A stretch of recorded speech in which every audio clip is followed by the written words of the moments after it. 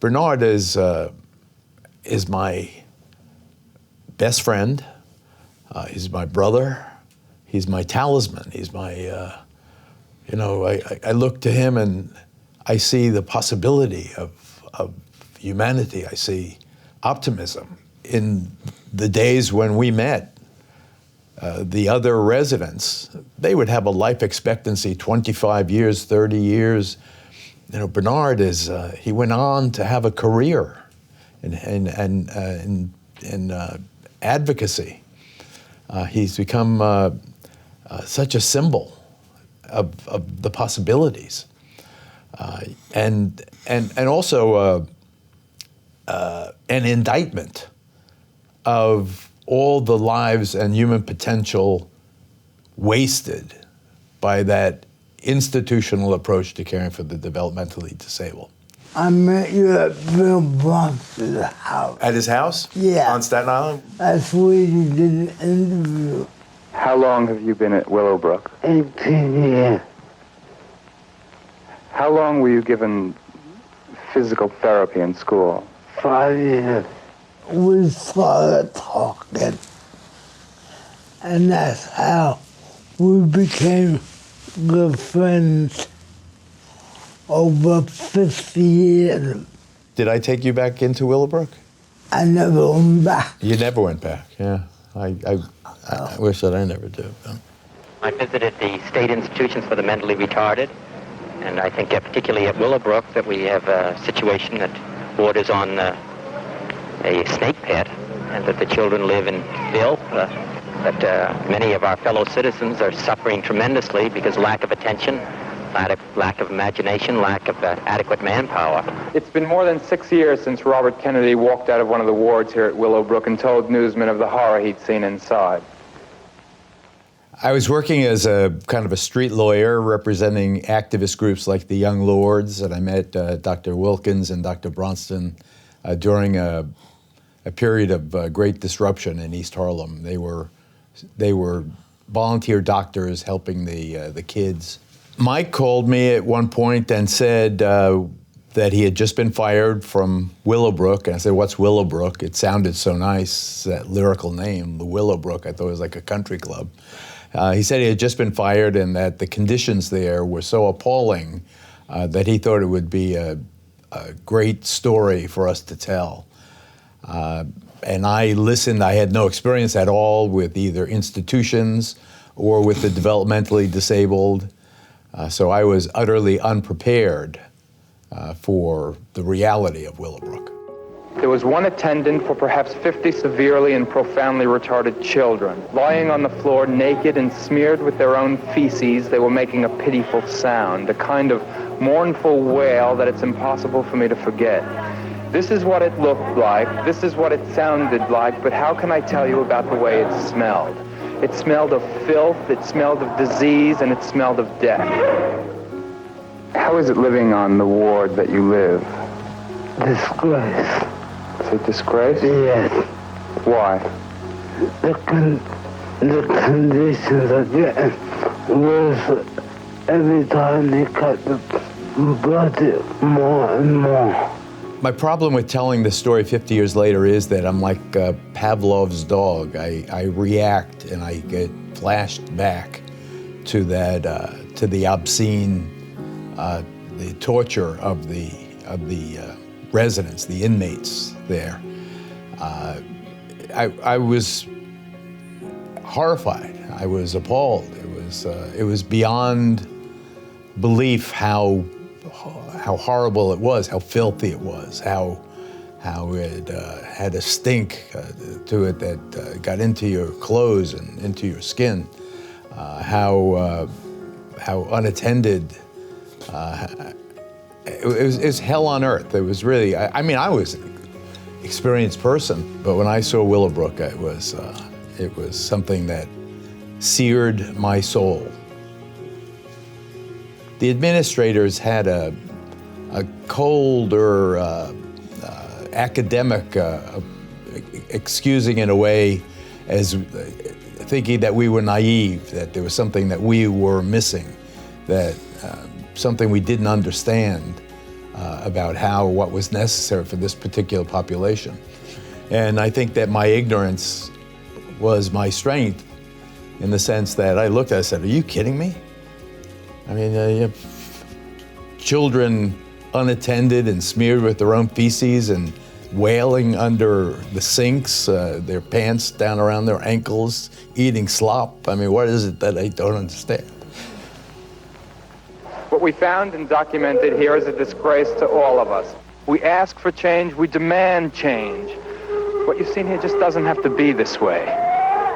I got back to the eyewitness newsroom, and there were a barrage of calls from New York State officials, angrily denouncing our trespassing and threatening lawsuits and telling everyone that we had violated the privacy of the, without authorization, violated the privacy of the residents. But there's no privacy anyway.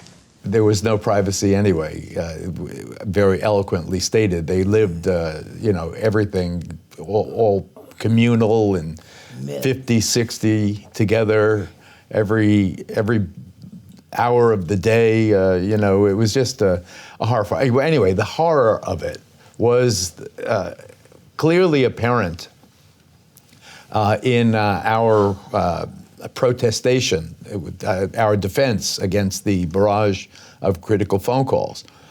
So, to his credit, Al Primo, the director of Eyewitness News, and the assignment editors said, okay, they suspended judgment.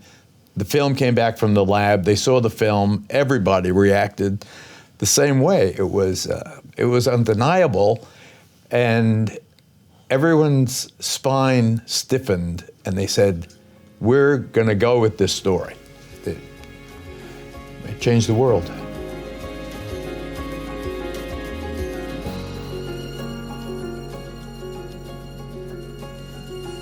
I had home and walk life when I left the institution.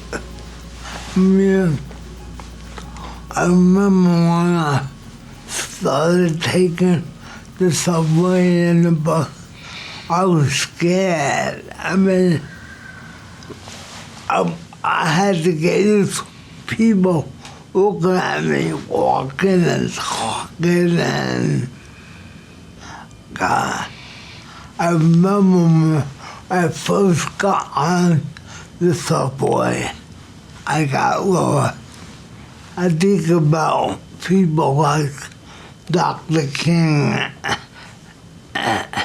and the movement back in the 70s and 80s.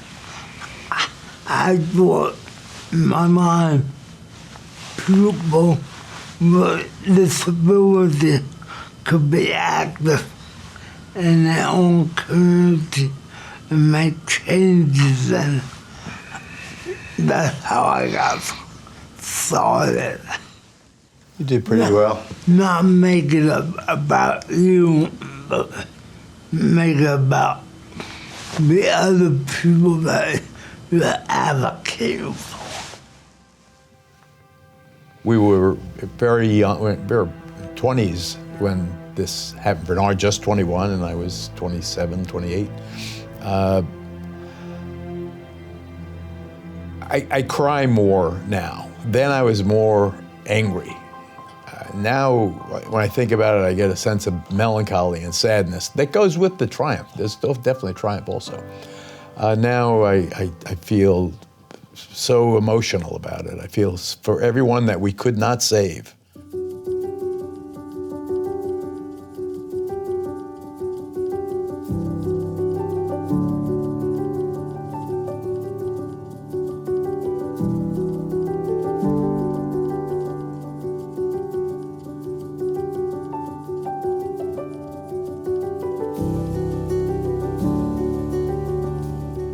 For every person that you help, that you guide, that you assist, that you make their lives richer and better, your life will similarly be enhanced by it. Your soul will be fed by that positive vibe. You will be the next generation of the people who will make this a better place.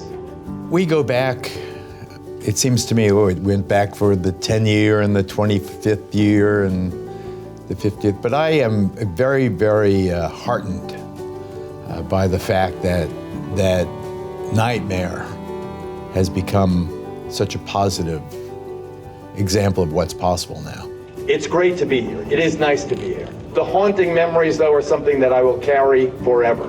But what I see now, in seeing you, the first graduating class in this College of Social Work with this Bachelor of Science in Social Work, now you will be the memory I have from this place. To see those eager, young, idealistic students, graduates, and the fact that they were going into the field of helping the disabled maximize their human potential. I think that's one of the great things that Bernard has done. He really has focused attention on the humanity of the disabled as something that was utterly ignored. And it was almost commodified in a sense. He has become a great man in his way. He was the first, at least in my knowledge, he was the first. He was the first one to escape and then become a public person and then bring attention to the horrors of the place where he was. And also by living independently and then having a career, he became an example of potential realized. So what are your proudest moments? You want to talk about getting your doctor's degree? Yes. Yes. That is my most, and the funny thing about that, I got it and the online degree from the same place that I lived at for 18 years of my life. And that is very special to me.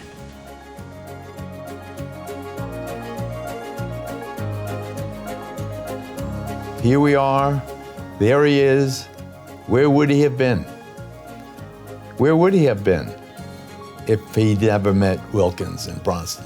He get pneumonia because someone's shoving crap down his mouth, the way so many of them died then. We have some abuse in the ward there. Where would he have been? It's instead he became a symbol of a potential realized.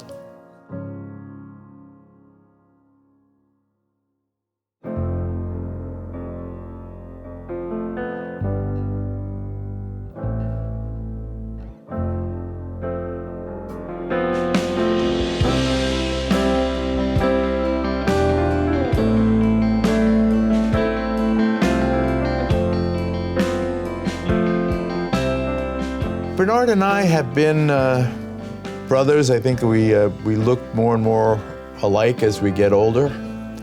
Of course, I am the better looking one of the two. If it makes you feel good. I certainly have the better mustache. Okay. We met at a diner off the grounds. He just turned 21. Tina's diner. Remember Tina's diner? Oh, yeah. No, it's 60. It's 50. Don't rush us. It's not there no more. Tina's not there? I can't believe we're still here. I know. What are some of your proudest moments? Me. He's a big shot. What? Don't look at her. I moved my mic. Sorry, guys. And the funny thing about that. Well, first of all, tell what happened. I mean, that you got it. I was going to do that. Oh, I'm sorry. I was losing my. I was waiting for the punchline.